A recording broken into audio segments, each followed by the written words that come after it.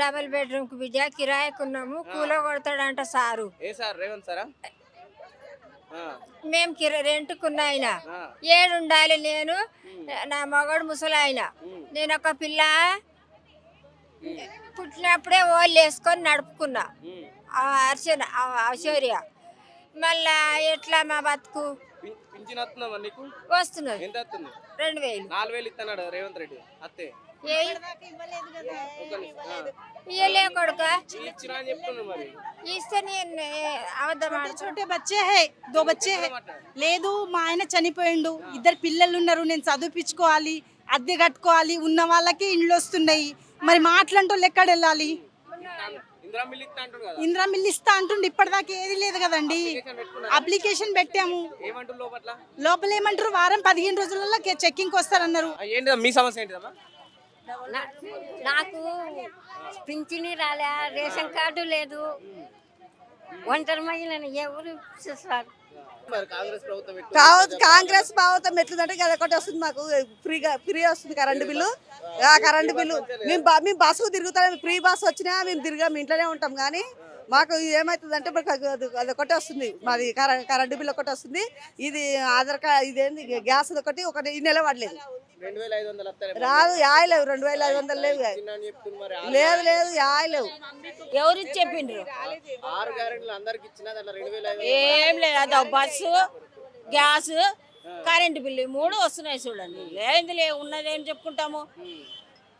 అది రాలేదు. మా ఆయనకు 400 పెన్షన్ అన్నాడు, అది కూడా రాలేదు. 400 పెన్షన్ అన్నాడు, అది కూడా రాలేదు. ఏమి ఇచ్చినాడు? 6 గ్యారెంటీలు మళ్ళీ విజయోత్సవాలు జరుపుతున్నారు, పండుగలు జరుపుతున్నారు కదా ఇచ్చినని. పండుగలు జరుపుతామండి మేము. ప్రభుత్వం రేవంత్ రెడ్డి జరుపుతున్నారు పండుగ. రేవంత్ రెడ్డి జరుపుతా అంటే మేమేం చేస్తాం చెప్పు? మేము బీదోళ్ళం ఎక్కడ పోతాము? ఈడికి వచ్చాకే ఆటో కిరాయిలు పెట్టుకొని ఏదో అప్పులు చప్పులు చేసుకుని ఇంకా ఆ బస్సు ఎక్కి మేము వచ్చి ఆ బస్సు ఎక్కలేదు మేము. ఎందుకు? ఆ జనాల్లో యాడ కొట్టుకోవాలి? ముసలోళ్ళమైన మా చేత కాదు. ఎక్కడ కొట్టుకుంటలేరా? మస్తు కొట్టుకుంటుండ్రు. ఇంకా వాళ్ళని కొట్టుకొని తిట్టుకొని ఆడొస్తాం. మరి అంతే. మళ్ళీ ఏమో మాకు డబుల్ బెడ్రూమ్లు కావాలి. కిరాయిలు కట్టి కట్టి కట్టి అది ఎప్పుడు వస్తుందో ఏమో. ఏంటి సమస్య ఏంటిది? ఎందుకు వచ్చిన వీడికి? నేను పింఛన్ కోసం వచ్చిన. ఇల్లు లేదు నాకు, పింఛన్ లేదు. 2 పిల్లల్ని పెట్టుకొని బతుకుతున్నా. నాకు ఇల్లు వాడి కోసం ఎంక్వైరీకి అంటే మాకు కిరాయి ఇల్లు. మేము ఒక చోట ఉంటామా? 2-3 సార్లు వచ్చిపోయినాము. చెప్తున్నారు ఎంక్వైరీ కోసం అంటారు. ఎంక్వైరీకి వస్తే మేము ఉంటామా సార్? కిరాయిలు సార్, పని చేసుకోవద్దా? వాళ్ళు ఎప్పుడు వస్తారని మాకు ఏం తెలుస్తుంది? మేము కిరాయి పని పోయినప్పుడు వాళ్ళు వచ్చిపోయినారంట, కానీ మాకు తెలియదు. ఇప్పుడు అంటున్నారు ఇప్పుడు ఎంక్వైరీ కోసం. ఇప్పుడు మీరు లేకపోతే అసలుకే రాదు అంటాడు. వాళ్ళు అసలుకే రాకుంటే ఎట్లా సార్? మరి ఇప్పుడు అది చెప్పలేవా? నేను పని కోతాను, నేను వాళ్ళు వచ్చినప్పుడు నేను ఉంటాను అంటే ఏమంటున్నారు?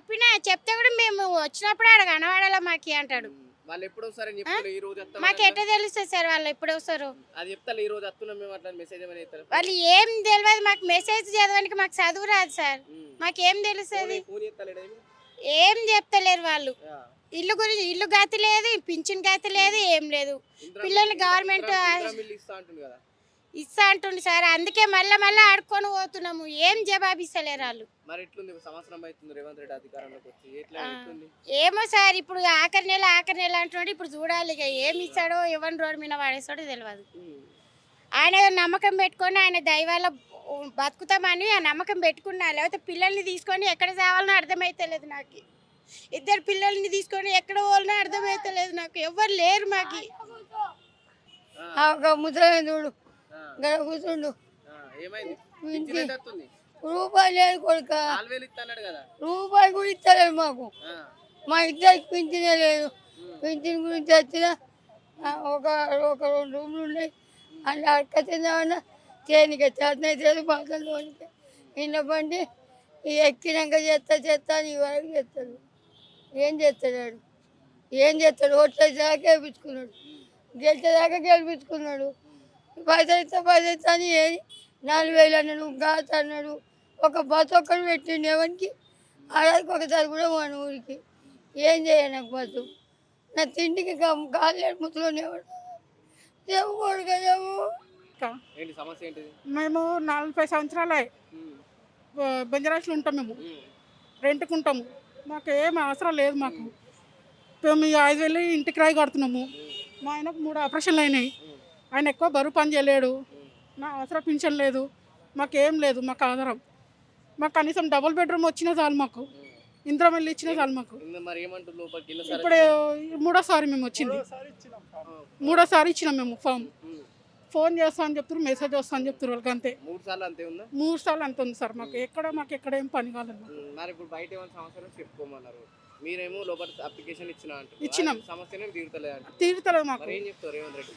మాకు ఇది ఇప్పుడన్నా మాకు డబుల్ బెడ్రూమ్ ఇచ్చినా చాలు. మాకు అదొకటే అదొకటి, దాని తప్పించి ఇంకేం లేదు మాకు. మరి అన్నది నేను చెప్తున్నా కదా, ఏం సార్ అన్ని ఇచ్చినా అని చెప్తున్నా. మాకైతే ఏం రాలేదు సార్. మళ్ళీ మాకేం అందుబాటు మాకేం లేదు ఇంకా ఇంతవరకు. గవర్నమెంట్ తరఫున అయితే మాకేం రాలేదు ఇంతవరకు. మళ్ళీ ఇప్పుడన్నా చేస్తారా మళ్ళీ రేవంత్ సార్, మళ్ళీ ఏం చేస్తారో చూడాలా సార్.